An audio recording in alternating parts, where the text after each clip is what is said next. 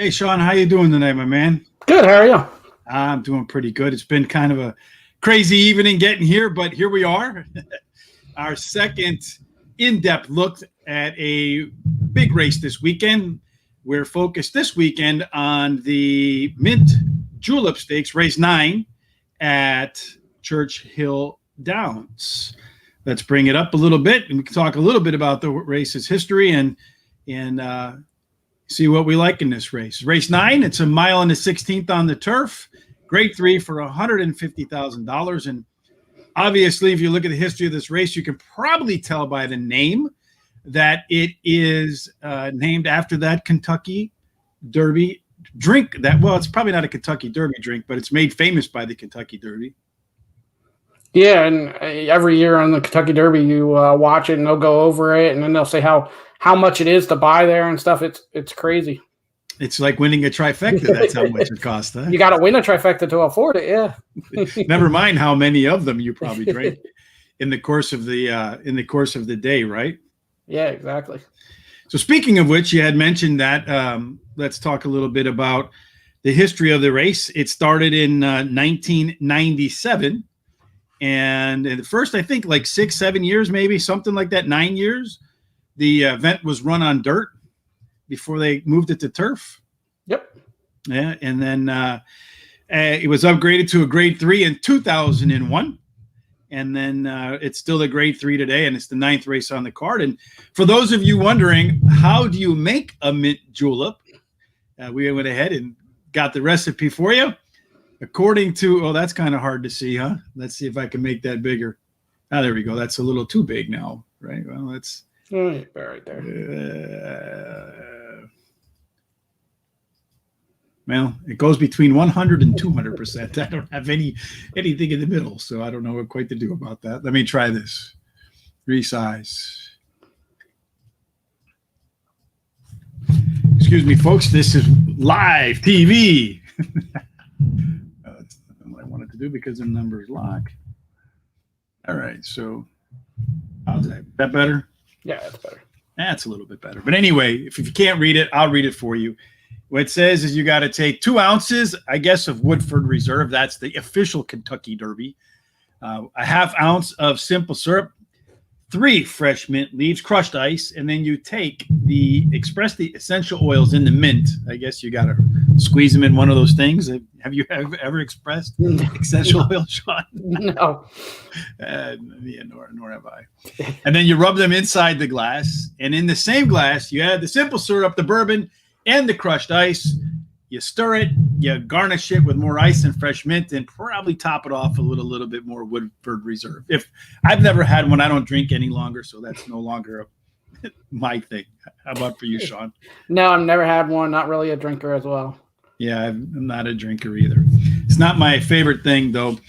I used to have a few. I'm the proverbial one was too many and 100 is not enough kind of guy back in the day. I actually had almost 3 last Friday, and that's the first time I drank in quite a while. Well, when on the Kentucky Derby weekend for the Kentucky Oaks and the Kentucky Derby, they serve like 120,000 of them. And it's like 10,000 bottles of the mint julep stuff and thousands of pounds of, I think like 1,000 pounds of mint. And like 60,000 pounds of ice. And what are they getting for each one? I know it's like a crazy price that they're getting. You have to turn in your winning trifecta ticket if you want to get it right. So this race again is race number 9. We talked a little bit about the history. It's been a dirt race that was moved to turf. It's for fillies and for mares. A mile and a 16th on the main track. And let's bring that back up again. Let's talk a little bit about the horses that are in the field. Let's just take a look at the field itself. Pop open the right screen here. And this time, it's probably going to be too small once again because I'm not it is a little too small. Maybe 200% of work this time. I don't know. There you go. We'll just screen down. The post horse is minted, followed by Juliet Foxtrot. You got to figure Juliet Foxtrot on the Juliet race is probably a horse that's just, if you're playing names, one that you might want to work with. You have Hendy Woody, Vespa, Lashara, Dominga, Flash and Dance, Tuned, Crystal Ball, Sister Hannon, and she is on the Warpath. So that's your field of 11 horses running a mile and a 16th. And Sean and I did a little bit of work looking back at some trends for this race, going back to the last 10 years. And let me just pull that up real quick, folks. Again, a little bit of a technical difficulty here as I get everything opened. Hopefully this will be a little bit more readable on the screen because it'll fit, I hope. All right, so let's open up that screen now. So in the last 10 years, can you read that, Sean? Probably a little bit bigger. Yeah, go a little bit bigger. Word is a little bit more fun than paint. That's good. So every winner in the last 10 years ran in a graded stakes or group race externally in a different country in at least one of the 3 races prior to the Mint Julep. The last 4 winners came from a grade 1 or group 1 when we'll get to the group 1 horse a little bit later on. That's again a foreign horse. Only one horse is coming in the last 10, won the race prior to the Mint Julep. So if you're looking at horses that haven't won, this is a race where it looks like, Sean, trend is not necessarily that you have to be in form. Yeah, it's kind of odd because usually it's the other way. I will say, going over these trends, and we'll touch on it, I don't know if you can find your winner through these trends. Probably not. But you know what? It's, they just are what they are. And if they work, they work. But, we just want to put it out there because, it's not going to, it's not expected to be perfect. But one of the things that horse players got to do is be prepared, right? Yeah, exactly. And usually you'll find somewhere a couple of these questions you'll look back on and go, yeah, if I would have picked, that one means more than the other one. Yeah, for sure. Favorites have not done well here. You see that only one in the last 10 years. Busy Caroline managed to cross the tape first as the leader. On average, the winner actually went off at like 7.5 to 1, so paid almost like $15 or $17 to win. That's pretty good. Yeah. And I don't think morning line hasn't been released yet, right? So we're kind of guessing on that as well. Well, we did the Forrest Gump handicapping here. And what I mean by that is, I told Sean many times, and if you've watched this before, a lot of times I handicap without the odds. And then when you make your picks and you feel good about what you've done. And then when the odds do come out, then you look at them and you have a 22 to 1 on top, like Tom. And you're like, oh man, I wish I had the odds when I made. But hey, that's how you win. If you take out the 2 longest shots that won in the last 10 years, the odds dropped to 9 to 2. So you think after, well, like you said, you don't have the odds. But my guess is some of our horses will be around 9 to 2, maybe a little bit under, maybe a little bit over. Yeah. Now, while the favorites haven't won, 6 out of the last 10 finished in the money with a win, 4 places, and 1 show. I was surprised by this next stat. The last 2 horses were off for like 6 months and hadn't run, and came back to win this race in their first start off for a prolonged layoff. And I think 4 of the last 6 were actually off for more than 90 days. So that more than 90-day angle might be something you want to look at in terms of horses. If you're handicapping, if there's a horse that's been off that you like, and it's been off maybe a little bit longer than you would like, and you're a little bit worried about that, perhaps this is a race you could throw that out the window. 8 of the last 10 winners had at least one recent run in the last 3 at Churchill Downs, so they had some track familiarity. And 9 of the last 10 eventual winners were 4th through 8th at the first quarter pole. So 5 were 4th, so that looks to me like that's the sweet spot, right? 4th. Yep. 2 were 5th, so 4th or 5th. 70% were running 4th or 5th, and then 2 were 8th. So primarily, you have you have yourself some short shots. Yeah, and I feel like that's kind of a turf thing. Usually, depending on the course, but a lot of times, turf, they are coming mid-pack or a little deep. Yeah, I mean, at this kind of race. So the next thing we're going to look at is actually what the current meet stats look like. I went back and looked at all the races at 21 races at 1.16 miles on the turf.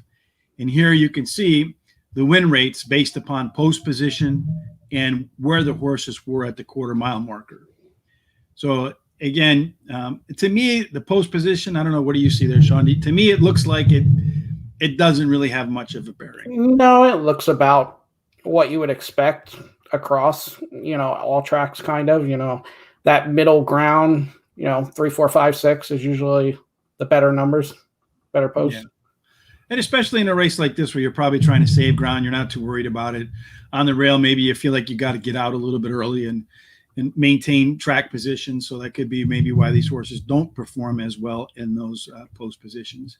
And again, if you look at the quarter-mile position, we talked a little bit about that for the last 10 races.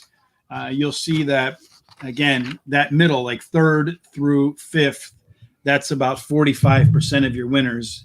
If you, for whatever reason, 6th is not the place to be.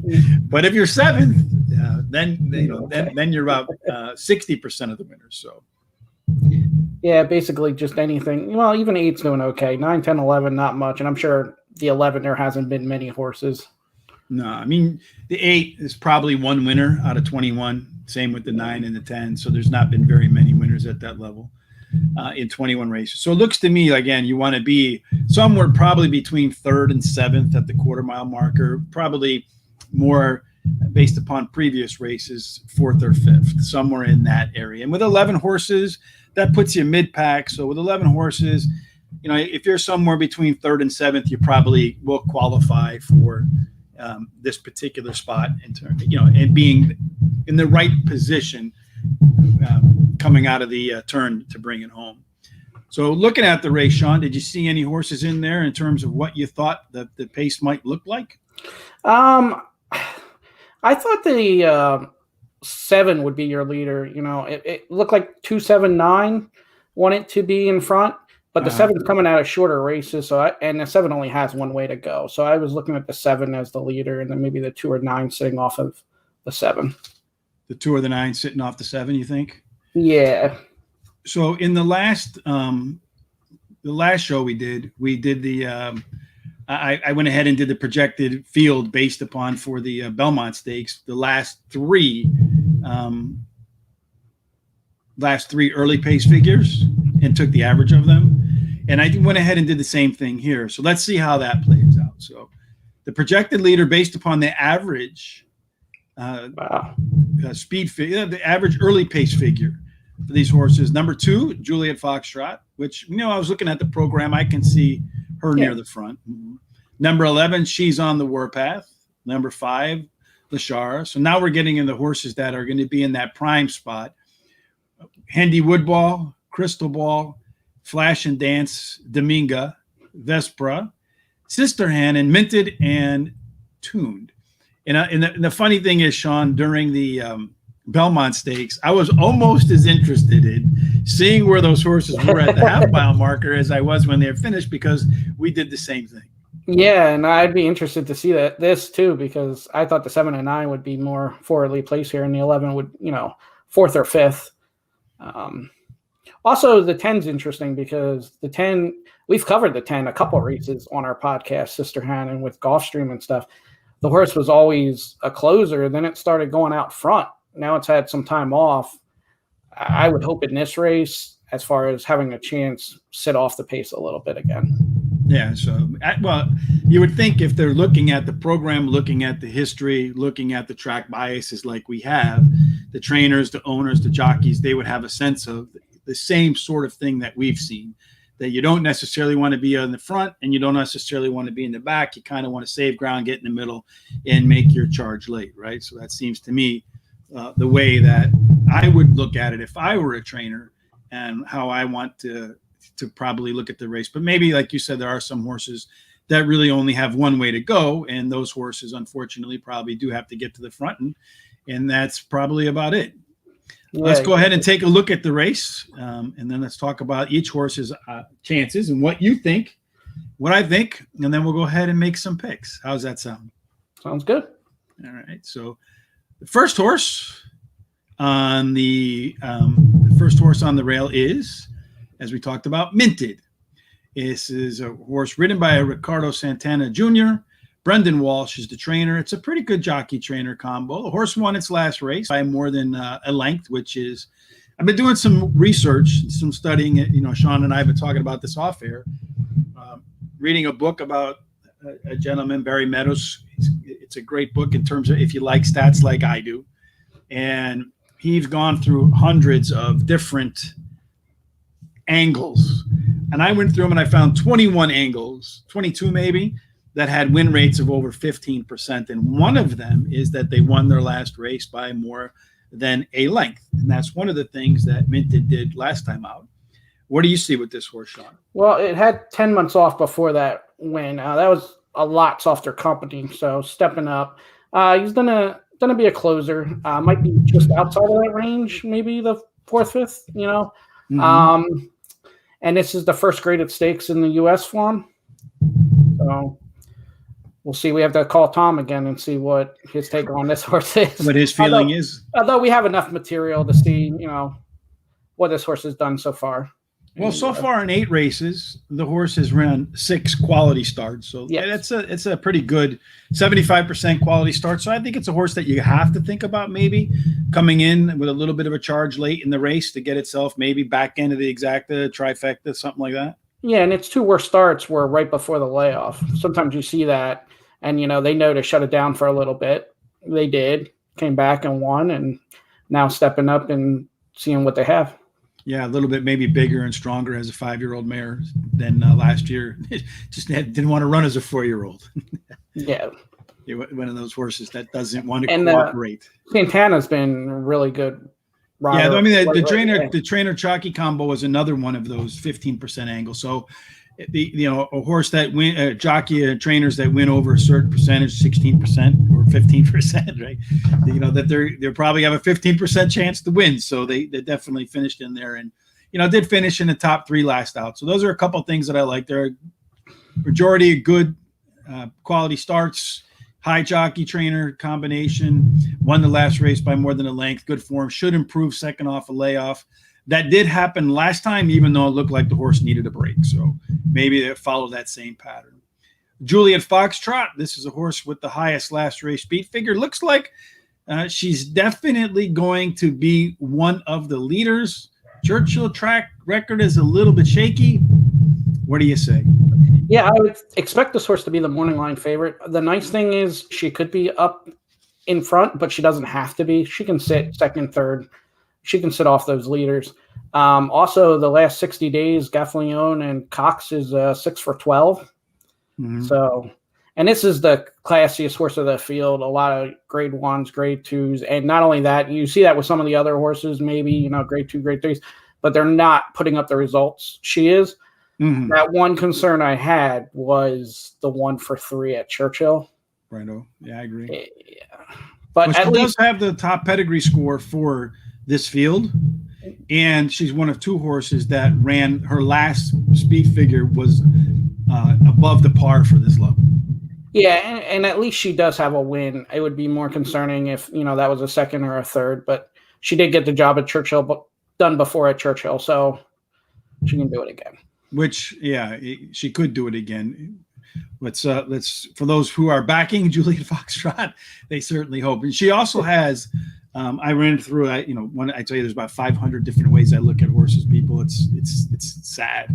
My life, 500 ways of looking at horses. But so I look at the average time at a common distance, and at a mile, she has the fastest time, fastest average time, and she has the fastest average and median time if you put them together.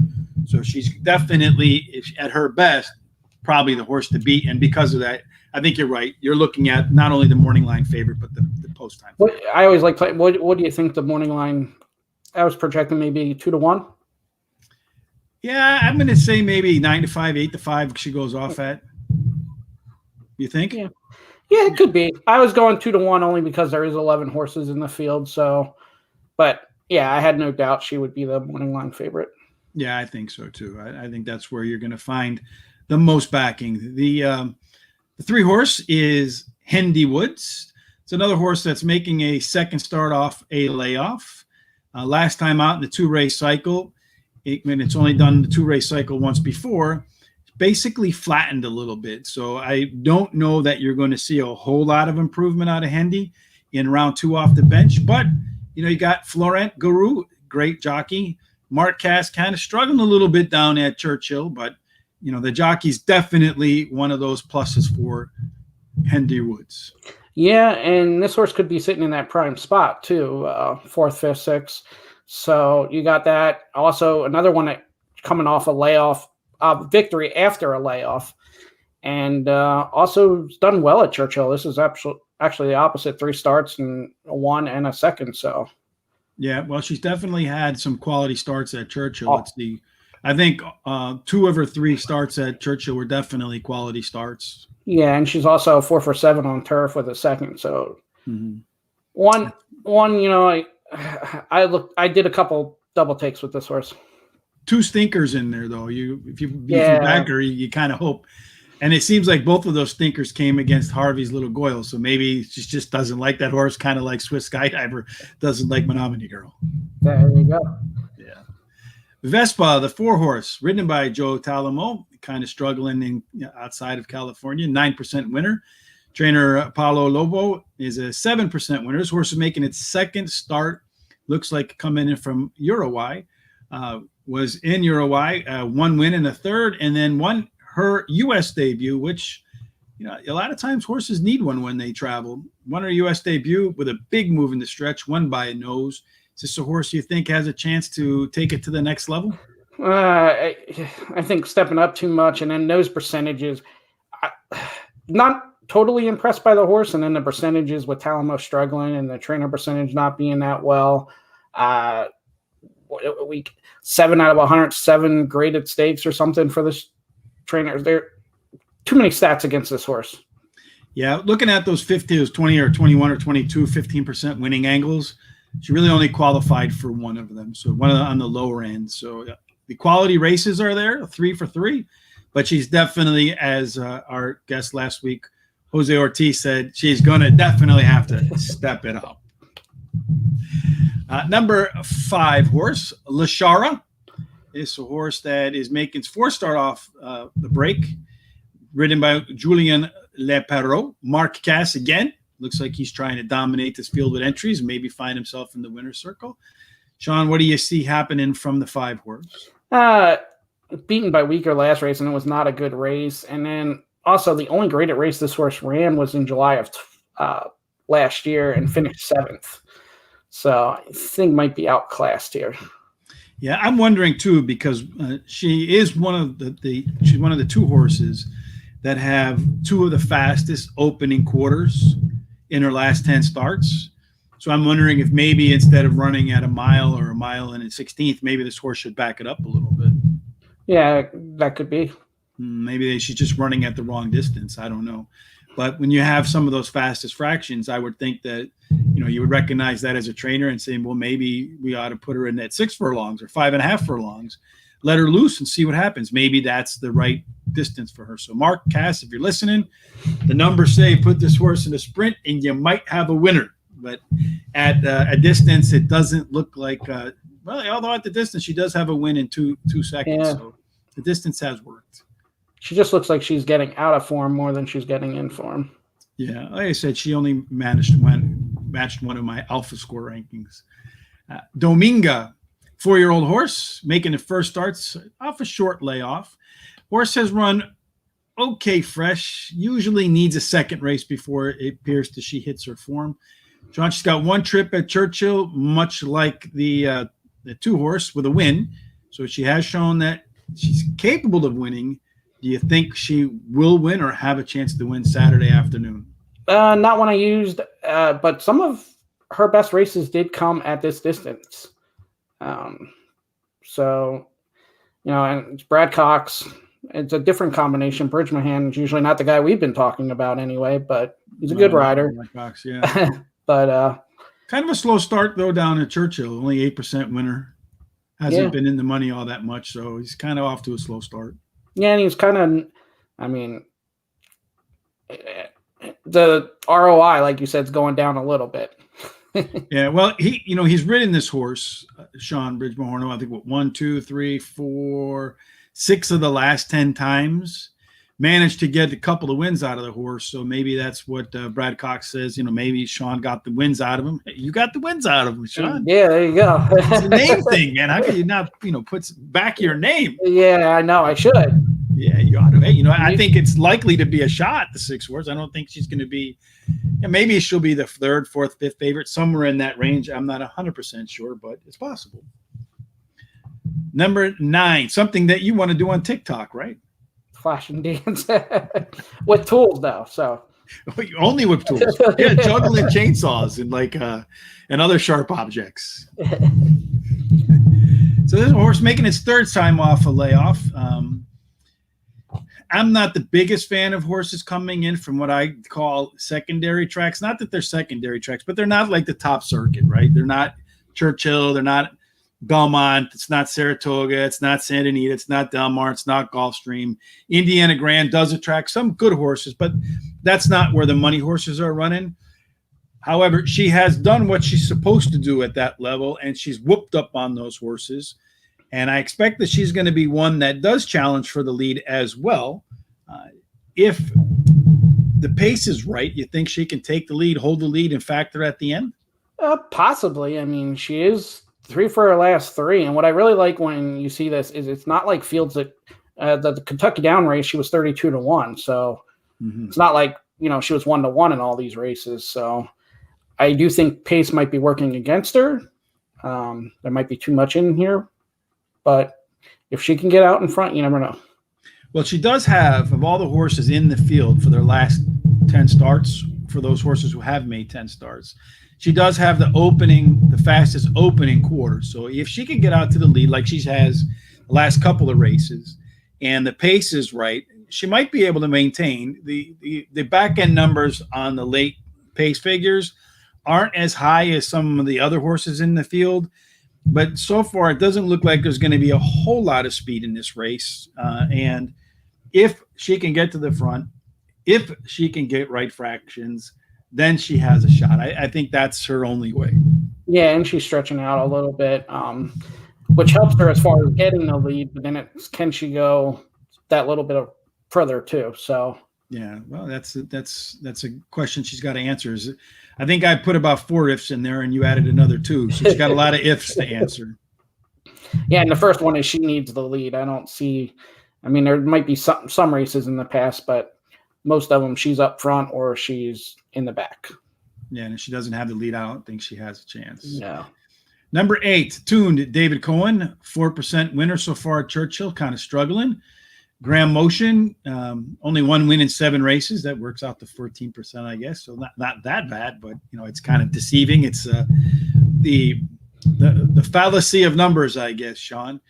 This horse hasn't run since April 7th, but always seems to have good stride late. In fact, she does have some of the best late pace figures in the field. So if she's not that far off the pace, and so far there doesn't seem like there's going to be a lot of running in this race, she does have a chance with those late legs to factor, and maybe even though she hasn't in a while, maybe find her way to the winner's circle. Yeah, I mean, it's going to be tough. This is one of those horses I wouldn't throw off a trifecta or superfecta ticket because she always seems to be there. But it's so hard to play to win when constantly coming up short. Yeah, and she's again in one that doesn't really factor at very many of those high win angles. So plus the percentages, like you said, David Cohen struggling so far.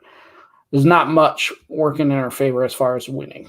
But it could be a sneaky one for a price because those kind of horses, you're going to look up at the board and, she may be 30-1, but she'll be good for that 3rd or 4th place finish. Yeah, well, those late pace figures say if she's in the right position, if Cohen can get her the right spot, and with that kind of late kick, she can definitely come in and boost those exotics nicely, which would not be a bad thing if that's a horse that you have on your ticket. Might be one. I don't know.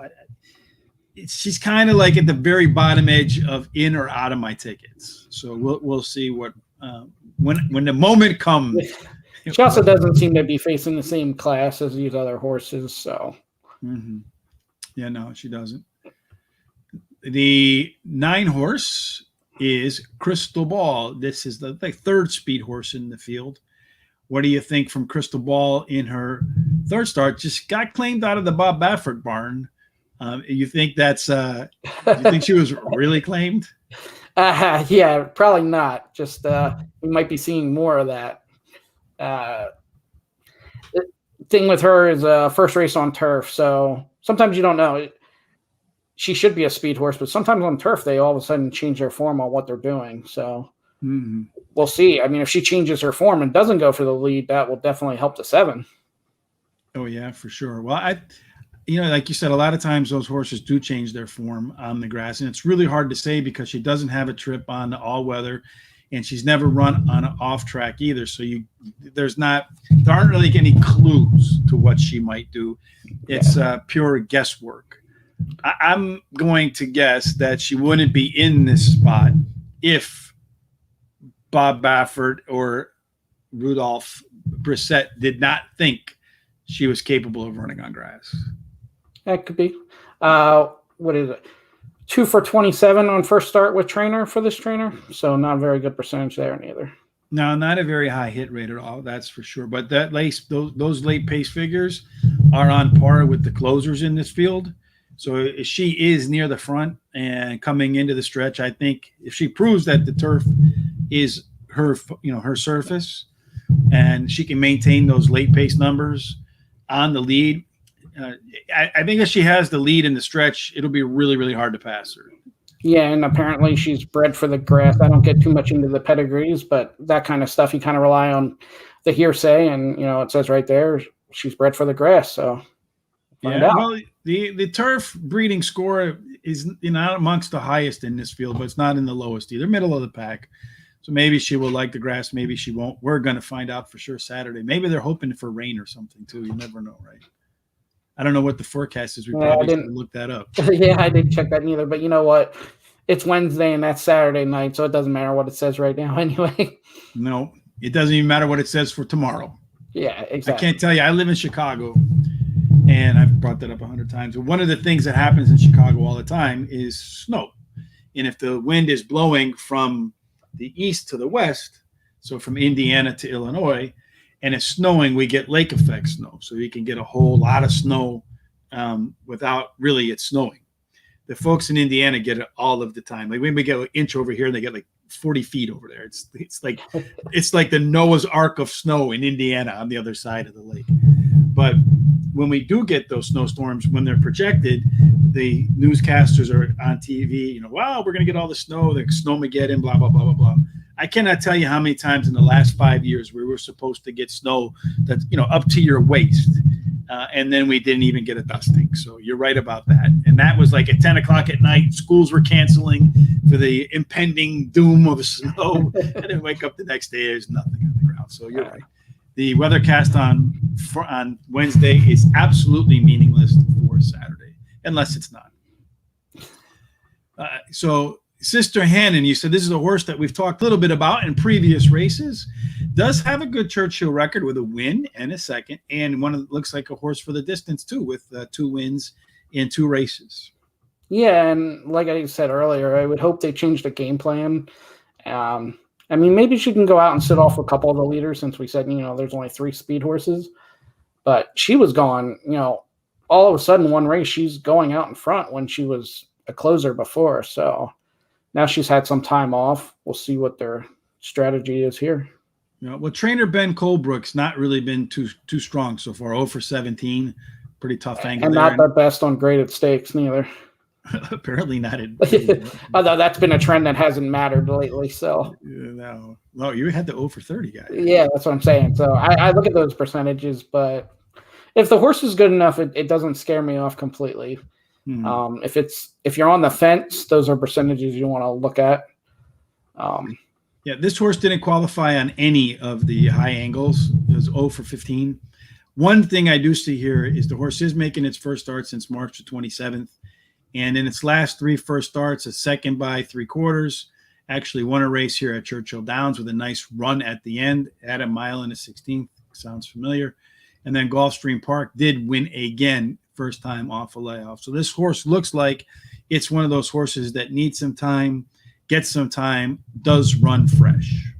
And she's going back to the distance she's 2 for 2 at the mile and a 16th. So a couple good angles there if you like that horse. Absolutely. Finally, we round out the field with She's on a Warpath. Sounds like my mom when I was a little kid when my grades came home. No, Mom, that's I can't. No, the teacher told me it was B. Yeah, right. Anyway, so She's on a Warpath. Making a second start off a break. Last time out was one of her better numbers in terms of speed figures. She has raced at Churchill 4 times with a win, 3 wins, and nothing else at the distance, what I call an all-or-nothing horse. John, it looks like this is a horse that's kind of in the middle of the pack, could well be in that 4th to 3rd to 7th spot that we discussed earlier, and has a chance maybe to find her way home. Yeah, I think this might be another horse you could use as, trifecta, superfecta. I just don't know about exacta or win. She's lost to what we expect the morning line favorite before 2 races ago, and it wasn't even close. So the trainer's hitting okay, off the second off layoff. And then we got that graded stakes winner right there again, 0 for 14. Mm-hmm. And she did face up against Juliet Foxtrot, the horse we both suspect will be the favorite, and she got beat pretty handily. That was just 2 races ago. So she'll definitely have to show more in the this race than she did last time out against Juliet Foxtrot. All right, Sean, now is the moment of truth. How are you going to rank these horses?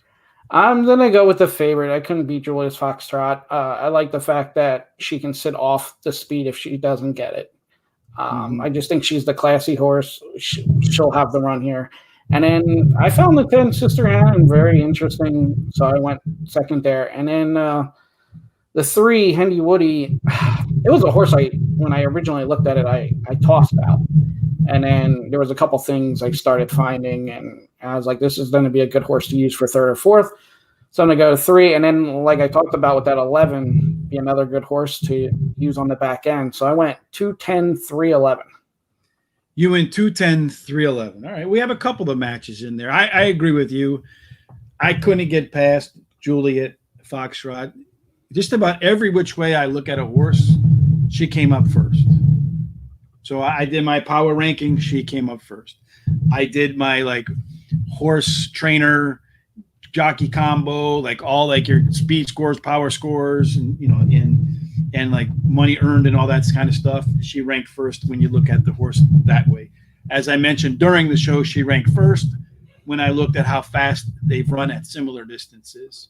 And then in terms of all the 15% winning angles, she has the most 15% winning angles. So I agree with you. I'm on the 2 horse. I think maybe could be a single. I don't know if you're doing a pick 3 or pick 4 late.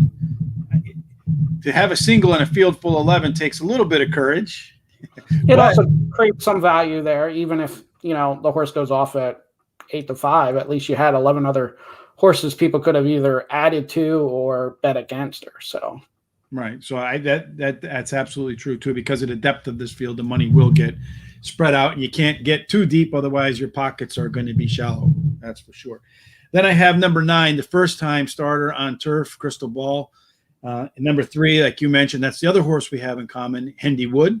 And I have the 1, Minted. You have to have Minted when they're running the Mint Julep Stakes, do you not? Yeah, I guess so. I mean, you're the name guy, so I guess I should have predicted you would have had the one of the top 4 there. Well, I got the Juliet and I got the Mint. Yeah, see, yeah. So I know it's not Julep, but I do have Mint and Juliet, and they could come in Mint Julep. And I didn't use Sean Bridgman at all with the 6. Yeah, well, I don't think there's anybody named Rich in this race. So what's no, there isn't. You would have had him in there. Absolutely, 100%. Would have put at 4th at least, but I would have him in there. Yeah. I wholeheartedly agree with you. So how do you plan on playing this race, Sean? I would probably do what you just said. I pick 3s, pick 4s, whatever. Try to single the 2.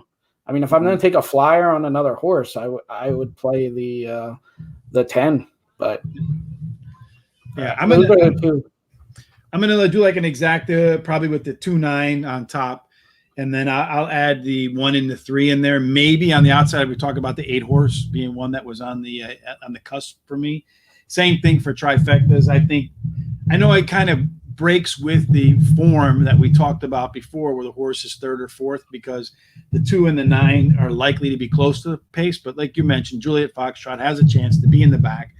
I feel like if Crystal Ball can transfer her form from dirt to turf and maintain that late pace figure, she'll be up near the front, and you'll have to really work to pass her. And if that's the case, maybe she doesn't win as a speed horse, but she'll be in the mix all the way around the track. And if you're in the mix all the way around the track, you don't get run. You don't run into traffic. You don't get blocked by horses backing up.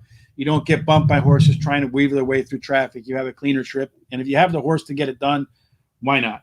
So that's the way I think I'm going to play it. So those are my picks. Again, I have the 2, the 9, the 3, maybe as the 8 as an alternative if there's a scratch. And Sean, one more time, your picks. 2, 10, 3, 11. And then tomorrow night we'll be talking of, I don't know where we're going to do our picks. We haven't made up our mind on that yet, but we'll figure that out in the next couple of hours and get that information out. But who's our guest tomorrow, Sean, on the Players Edge podcast? Jessica Paquette. She's the director of Thoroughbred Retirement. Not exactly 100% sure of that name. And then also she was a host and paddock host and handicapper at Colonial Downs. Mm-hmm. And then this past weekend, she just guest announced at Sam Houston. So what was that quote in? She's a weird horse girl. Weird, crazy horse girl. Yeah. She does all kinds of things. And but those are her words, not ours, folks. Yeah, exactly. We're not calling her crazy. We're weird horse people too, right? So yeah, she said that there's a Q&A coming out tomorrow that you'll find on Horse Racing Radar. Make sure you get over there. She's really involved in horse racing and after the race horses are off the course. She's got some great stories there about the real Ryder Cup, and it sounds like that's a blast. That if you're into helping these horses when they're no longer running, I'm sure she'll be a great resource for you, and you can follow her on Twitter, and we'll have more about that tomorrow. As I said, Sean, earlier in the podcast, in the YouTube video here, the stream, we're not trying to be, well, we do want to be perfect, but it's horse racing. It's hard to be perfect, but we want to make sure we're prepared. Hopefully our run through the Julep Stakes or race 9 at Churchill on Saturday evening will help you find some winners. Hopefully it helps Sean and I find some winners as well. And we'll see you tomorrow. Until then, good luck at the races.